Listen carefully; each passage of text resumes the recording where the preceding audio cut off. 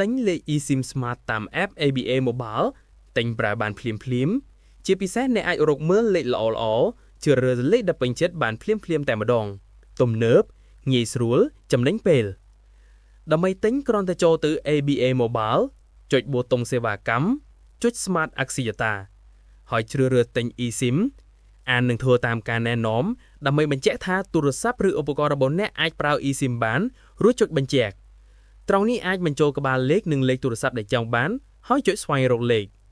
អ្នកនឹងឃើញបញ្ជីលេខទូរស័ព្ទស្រដៀងគ្នានិងមានដើម្បីលេខទូរស័ព្ទនៅលើនោះជ្រើសរើសលេខណាមួយដែលអ្នកពេញចិត្តរួចចុចបន្ទាប់អានរួចយល់ព្រមជាមួយឡាឋានត្រៀមឯកសារបញ្ជាក់អត្តសញ្ញាណរបស់អ្នកអាចជាអត្តសញ្ញាណប័ណ្ណសញ្ជាតិខ្មែរឬលិខិតឆ្លងដែនខ្មែរScan អត្តសញ្ញាណប័ណ្ណឬលិខិតឆ្លងដែនបន្ទាប់មកសូម Scan មុខដើម្បីបញ្ជាក់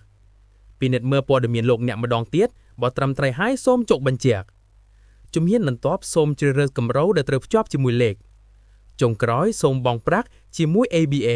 និងបញ្ជាក់ជាមួយលេខសម្ងាត់ជាការស្រេចពេលទិញបានហើយអ្នកនឹងទទួលបានកូដ QR មួយដើម្បី Scan ដំឡើង eSIM Smart ប្រើនៅលើទូរស័ព្ទឬ tablet របស់លោកអ្នកបានភ្លាម